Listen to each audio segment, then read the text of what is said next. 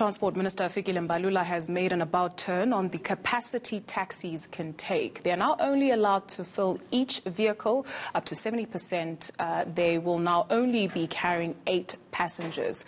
We go now to my colleague Khayelihle Khumalo, who's at the Bree taxi rank for us in the heart of the Johannesburg CBD, for an update on this. So Kaya, based on what the minister said yesterday, what have you seen today, especially where masks are concerned and sanitizers, because each taxi, before you get on board, you're supposed to get a mask and you're supposed to get sanitized? Well, by and large, there is a degree of compliance, but obviously you would have like a few cases where the taxi operators will just operate as normal. But we have had an opportunity of just driving around in central Johannesburg, observing. But I mean, obviously, to try and establish how all of this is unfolding, and perhaps to try and clear some cobwebs in this regard, we're joined now by the MEC for Transport here in Gauteng. That's, of course, MEC Mamabolo. So, MEC, thank you so much indeed for your time. Just in terms of the compliance rate, I mean, obviously, in light of the decision to rescind some of the measures that have been put in place, but so far, what's your current assessment? Well, firstly, thank you very much. Today, in the morning, we were at Bree Taxi Rank with the Honourable Minister Khayelihle Khumalo, where we clarified the issues. Firstly, the 70% passenger load. For example, a taxi with a capacity of 16 people will take 10 passengers. That issue is non-negotiable. It means law enforcement must prevail over it. And let's emphasize, as we did this morning, all taxi operators that are supporting essential service trips during the lockdown, we appeal to them. They must know we will not negotiate this. In our province here, we have even increased or doubled the amount of pounds. So if we impound your vehicle, you're going to have to pay 3,500.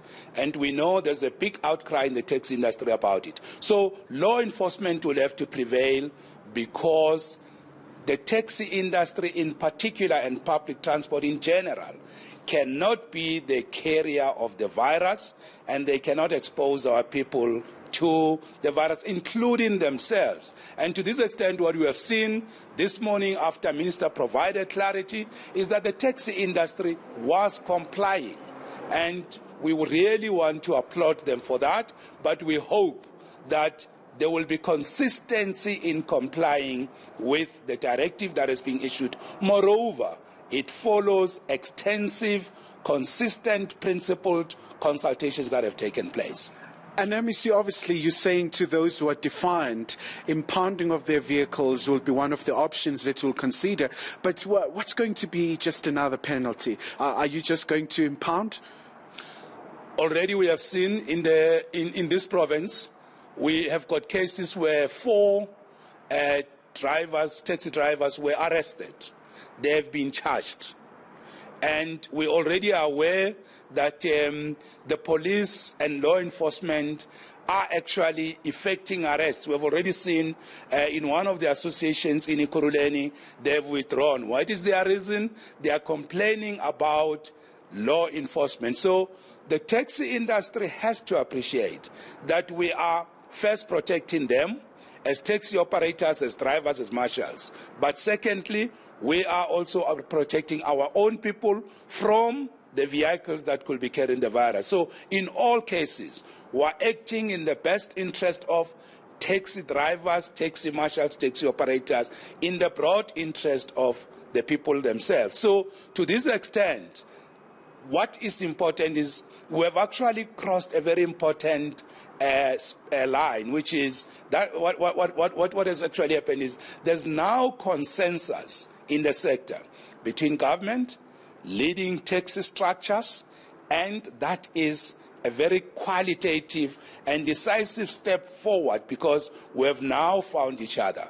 And therefore, we do not expect any deviation from the 70% passenger load. So to that extent, I think the public transport space, the taxi industry in particular, the taxi industry leadership, we have made a qualitative, decisive advance because we have now found each other. I must also acknowledge that the taxi industry is a very complex space. It's not easy. It's a very complex area to navigate. And that's why you have been seeing the complexity of the matter.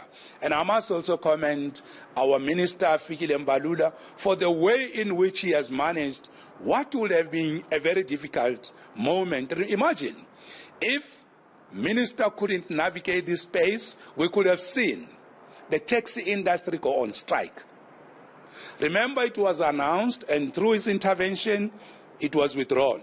Now you can imagine, the lockdown is dependent on essential services. Essential services is dependent on public transport within the prescribed time limits and the loads.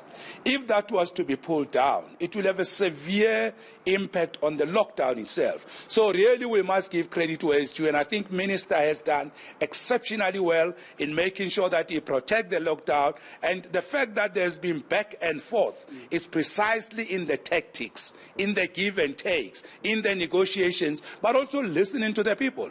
So that was really remarkable, commendable, and I think we must really appreciate that. All right, MEC, thank you so much indeed for your time. So the MEC of Transport here in Gauteng really reaffirming the point that they do have a consensus in terms of the sector. And the taxi industry really is a very complex space because for the longest time it's been unregulated. But of course, it's very extraordinary times with these extraordinary measures as well taken. Khayelihle Khumalo, and I beg your pardon, he's not at the Bree taxi rank, as you can evidently see. He's at the Department of Transport.